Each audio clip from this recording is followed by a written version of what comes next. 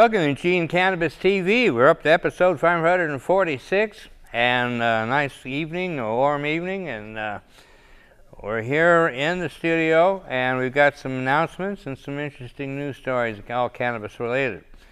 The biggest news is we got word that the Yes on 91 Eugene office is open, or will be opening, September 15th, which is on a Monday at 6 p.m. So be sure to put that on your calendar and come on, stop on by. I'm sure there'll be signs to pick up, stickers, maybe buttons, and maybe even feel to sign up and help out. We need to register voters and things like that. So that's the Eugene office opening party and home stretch kickoff, and that's contact Casey Houlihan. That's at 541-632-4442. And so if you need that information, again, get a hold of dankbagman@hotmail.com and we'll get that information to you.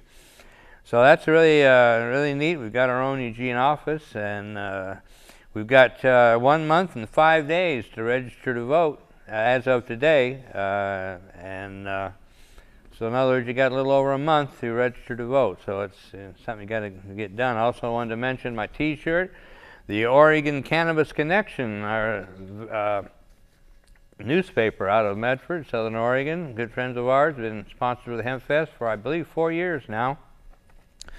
So I thought tonight I would wear one of their shirts and show it off proudly. Great people. And I wanted to get into an interesting, the first story was the one that's kind of exciting, I was anxious to get into. Excuse me, I found this on the KEZI website. I missed the story on TV, but this was on KEZI, written by the KEZI staff, dated September 5th, 2014. OLCC looks at marijuana taxes. The Measure 91 is a controversial topic on the November ballot, one which could cost the state and bring in money. If recreational pot is legalized, the Oregon Liquor Commission, OLCC, will be in charge of taxing it. In Colorado, the recreational marijuana taxing process has not only been nearly as successful as state officials expected. The state was supposed to make $33 million in the first 6 months. The reality is the state has only made about $11 million, leaving it $22 million short. The OLCC is already looking at these numbers as the state builds its own plan if the ballot measure passes. The commission says it will need new employees and resources to enforce marijuana taxes and are in part relying on the taxes to pay for those additions. The OLCC said it is a balancing act with commissioners doing research to make sure the tax process will be successful. We're really looking at Colorado and Washington to make sure, as we continue to move forward, that the rules would be written in the tightest way possible so that you don't have the kind of revenue leak that they're seeing in Colorado right now, said Rob Partridge, chair of the Oregon Liquor Control Commission. The OLCC said it cannot share actual cost projections yet because there is still a lot more research to do. So it's kind of a curious line here, so that you don't have the kind of revenue leak that you're seeing in Colorado right now. I don't give a what they're talking about, revenue leak. The problem with Colorado is that it's taxed on 3 levels. It's taxed so heavily that it costs more in the store than it does on the black market. So, so the Oregon law, Measure 91, was specifically written so it's only taxed at 1 level. It's taxed at the point of sales, and that's the only time it's taxed. And so, anyway, I'm not too sure what they're talking about, but Measure 91 is supposed to take care of that. So, and speaking of Measure 91, well, before I jump into Measure 91, let me jump into this before I forget real quick. The International Cannabis Business Conference is coming up September 13th and 14th. If you want to have anything to do about starting a business, cannabis-related business, this is probably the place you need to be. That's in Portland. it's a little steep on it's $499 admission. And so I guess you want to be pretty serious about being in cannabis business. But if you are, that's the place to go. And the website is internationalcbc.com. So that's international spelled out and then the initials cbc.com. Of course, Hempstalk's coming up. That's September 27th and 28th in Portland. Free admission. It's going to be at the Tom McCall Waterfront Park. It's going to be right downtown, literally downtown, right on the waterfront there at Columbia River. So that's hempstalk.org, and I'm slated to speak on Sunday at 5 minutes to 3. So if you're up in that area, just say hi. So I'll be backstage there somewhere, but I'll be all over the place. So anyway, looking forward to that. And the Emerald Empire Hemp Fest volunteer meeting is coming up September 20th. Location to be announced, so stay tuned or get a hold of us and we'll let you know on that. And same thing with the Willamette Valley Normal meeting. We're going to have a meeting on September 27th. We haven't had meetings lately, but we're going to get started and get going because we need to work on that campaign. So that's September, both of these are Saturday. The normal meeting is September 27th, and again, the location to be announced. So get a hold of us and we'll give you that information. Marijuana legalization vote erupts in name calling. This is written by Jeff Bernard. It's on the Associated Press. I got it off the abcnews.go.com. Oregon's upcoming vote on whether to legalize marijuana has generated a name-calling dispute between a congressman who wants to overhaul federal marijuana policy and a prominent district attorney who has been speaking out about the dangers of pot.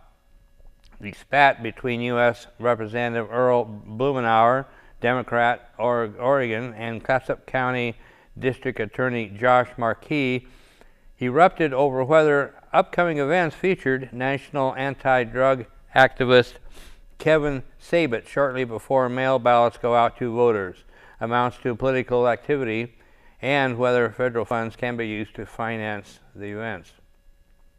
Blumenauer on Friday sent a letter to White House drug czar Michael Pachetti calling for a federal investigation into whether federal funds financing the Oregon marijuana education tour were being illegally used to pay for political activity. The bias of the speakers selected, the overall one-sided focus of the events, and the proximity between those events and the upcoming election are cause for concern, Blumenauer wrote. Markey shot back that Blumenauer was a bully. He is trying to bully people, the remaining members of the tour, into not talking about marijuana, said Markey, the Oregon District Attorney Association point man on Measure 91. They are so afraid of any conversation they are willing to essentially make the allegations in Congressman Blumenauer's letter. Blumenauer countered that Markey must have forgotten they were meeting face-to-face next week for a debate on Measure 91 at a Salem City Club luncheon. Blumenauer added that organizers of the tour had used federal funds to pay for newspaper ads about the dangers of marijuana. Meanwhile, the Oregon State Sheriff's Association is taking over funding of the events, cutting a check for $15,000, said Association Manager Darrell Fuller. Fuller is listed on the Secretary of State election website as the contact for the campaign organization No 191. Fuller said there has never been controversy about the summit and tour before, but because there happened to be something on the ballot having to do with marijuana, people are jumping up and down, waving their hands. We saw value in having the summit, so we are stepping in and covering the money they were losing. See, they're just a bunch of great folks. The summit in Madras and subsequent tour was originally financed by federal drug education grants distributed by the Oregon Health Authority to counties, said agency spokeswoman Rebecca Gibson King. When the authority saw a flyer August 19th advertising the tour, we realized the nature of the event had changed from what our understanding was. It was advertising Ken Sabet. He has a reputation of being anti-marijuana being anti-marijuana legalization. So anyway, they've cut back. There's still some people looking into it, maybe filing some charges, but I'm not sure. But anyway, the measure yes on 19 is doing quite well, and we'll make it. We're going to win. See you next week. Hey, you got DanK here in DanK's garden. About 6 weeks ago was the last time we came in for a visit, so we'll see some before and after pictures here, maybe, and we'll see how it's doing. But it's really taken off. We started awfully late. We're hoping for a late summer, so we don't get into the bud rot problem. But anyway, it's going great now. Then this is number 2 and number 3 plants. These are called Blue Magoo. I've gotten some good reports on that strain also, and they've always done really well. This particular no, wait a minute, I'm messing up again. I forgot. No, this is Blackberry Kush. This is a Blackberry Kush, and then the next two are the Blue Magoos. That's it. The Blackberry Kush, it's got some of the biggest leaves on it I've ever seen in a pot plant. I mean, it's amazing, and it's always done really well. And then, like I said, then the two after that are Blue Magoo, which I've heard some really good things about that strain. And the friend that gave those to me, he's got some beautiful Blue Magoo's parent plants in his place that's doing very, very well. Some of the images that I've seen of people's gardens, I'm thinking I need to take their pictures and show them to my plants to give them some inspiration to see where they need to be, you know. Friend in Portland that's very experienced in growing for many patients and giving it all away, by the way. That's Paul Stanford with the TAC Foundation. His garden is half of him ahead, taller than he is. I mean, they're gigantic, just gigantic, and a beautiful crop. So we'll set up here and move on down, and we'll talk about some more of the plants. Okay, these two are the Blue Magoos. And so then this one I have now, this is the one I'm a little confused on. There were a couple of plants that I had that were given to me that weren't really going very well, and so I got some better plants, and so I passed them on down and then replanted them. And so and then there's 3 of them that I did that to, and I kept the containers nearby that I was going to record what they were, and I didn't get around to it. So now now I can't read them. So and now we have a mystery. So the next 3 here, let's see, yeah, I think it's the next 3. I'm not too sure about. I have this one down as SC, but I'm not sure what that was or if that's even correct. Then the next one behind is actually the next one over here is actually the biggest, the tallest. It's almost as tall as I am now. And that one I have down as the, let's see, SWK. That's another thing. Some of these notes, I forgot what they stood for. SWK. I know some of you out there are saying, they're yelling at me, I know what that is, that's a blah, blah, blah. But anyway, it's SWK, so for whatever that is. So, we'll move on down the line and check out some of the others here. So we're getting down towards the other end of the garden. I just wanted to show you these two, the one in my immediate left and the one down to my right over here. Again, I apologize, I don't have the strain. The guy that gave them to me, I have to check with him again. But the interesting thing about these two is these two are started from seed. Everything else that we have here is clones, but these two were started from seed. So I thought it'd be interesting to see how they do. And they've never quite taken off as like some of these others have, but they are doing quite well, especially this one.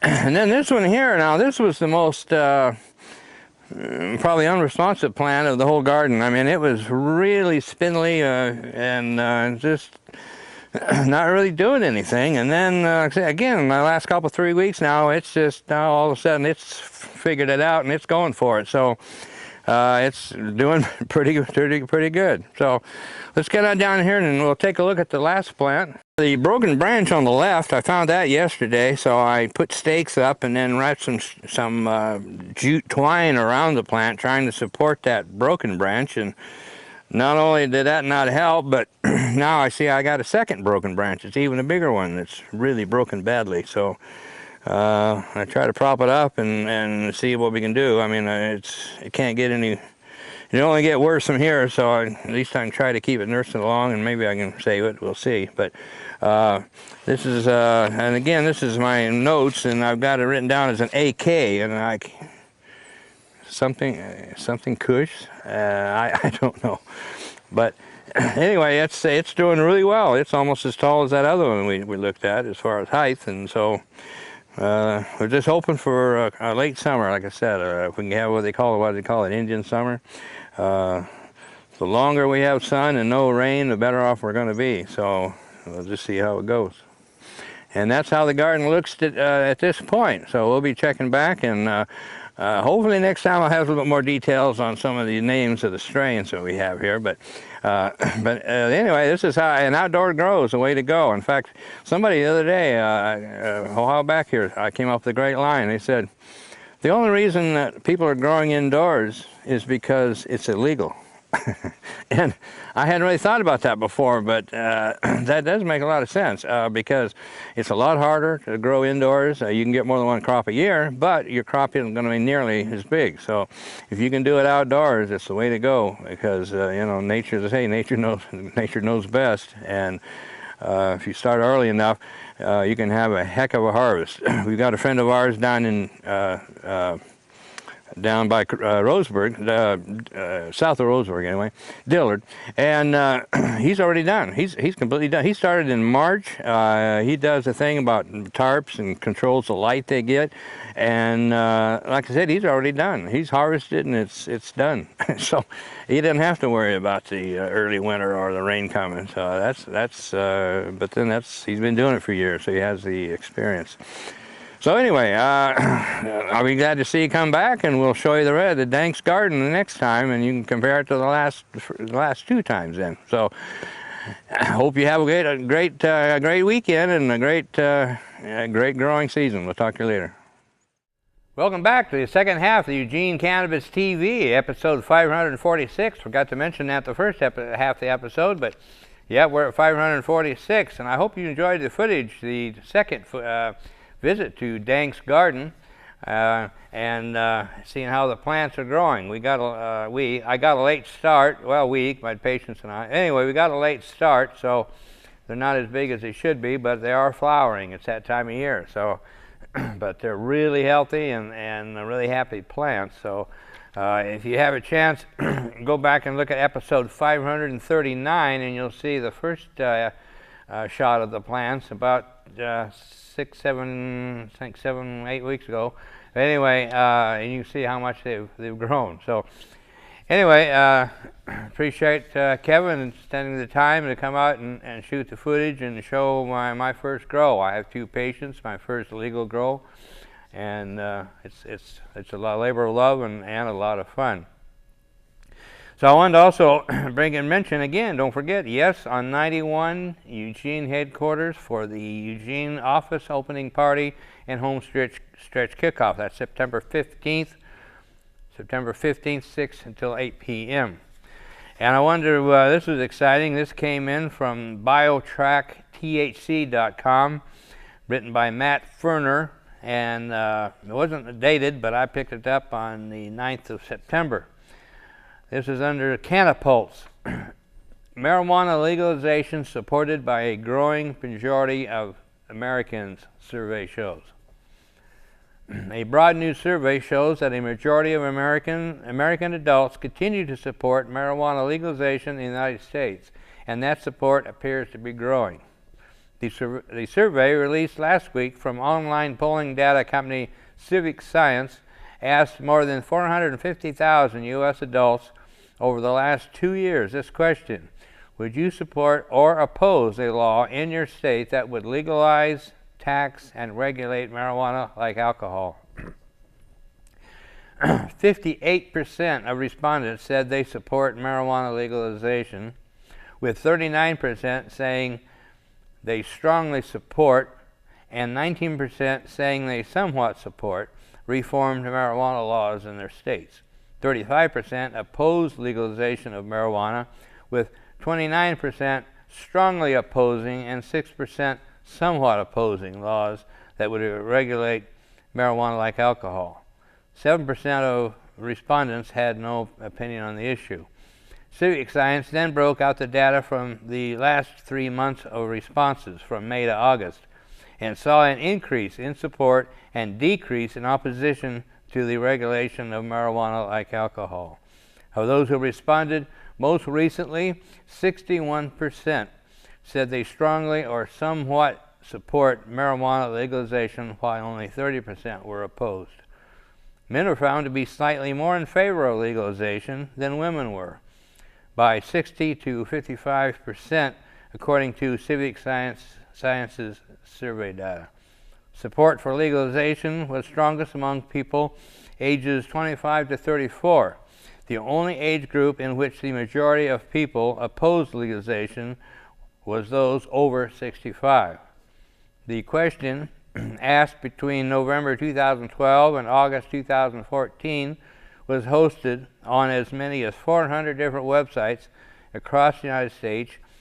Each respondent was anonymous and answered the question just for fun, according to Civic Science. Jennifer Sikora, a spokesman for Civic Science, explained in the Huffington Post that although the survey was online, the company uses browser cookies to keep respondents from answering the questions more than once.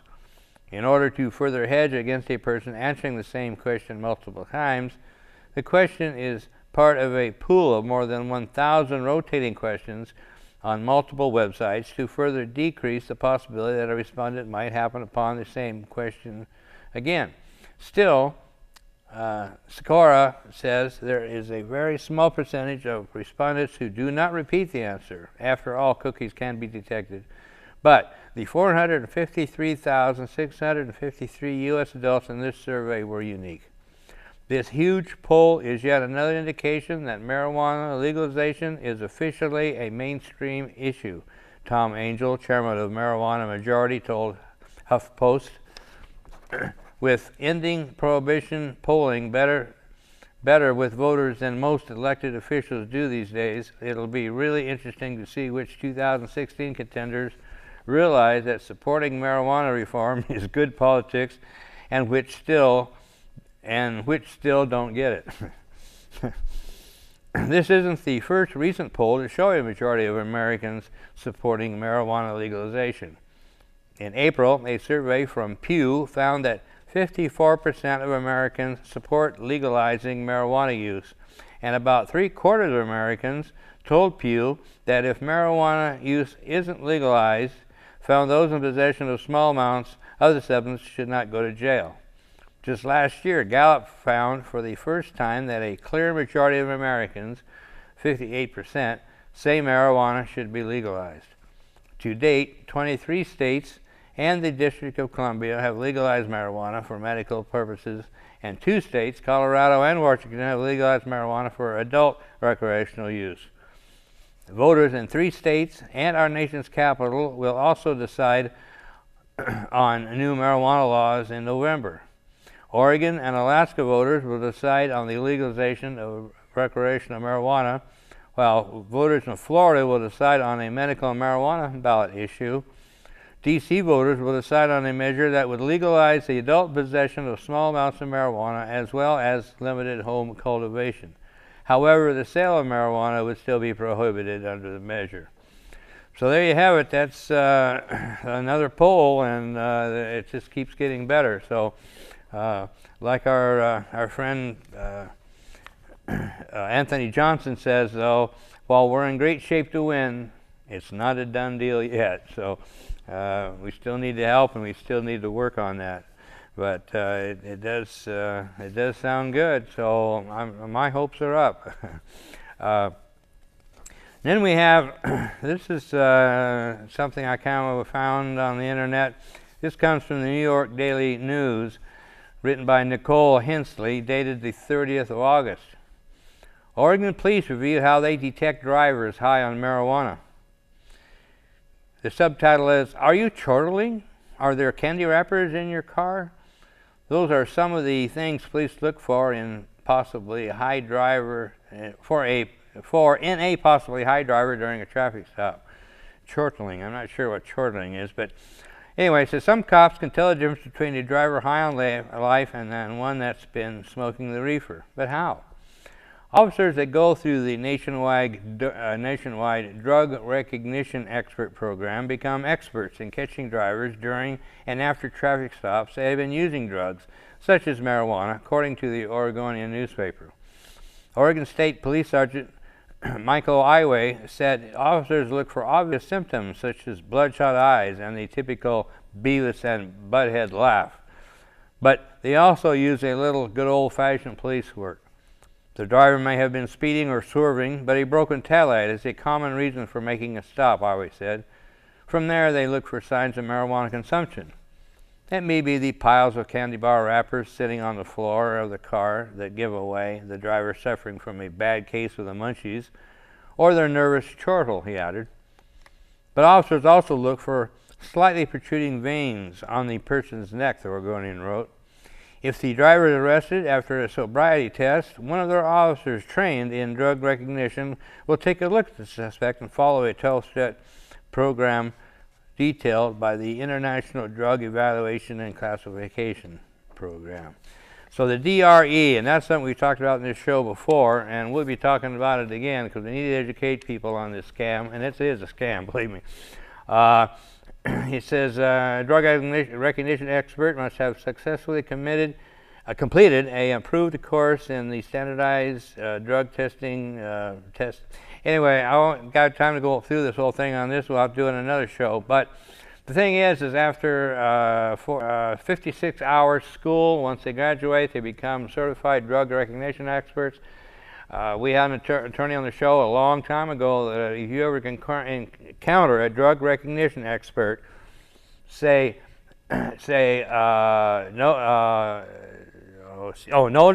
to DRE and yes to P. If they tell you you got to P, then do it. But say no to, because at some point they'll ask you, you submit to DRE. You said no. DRE, no.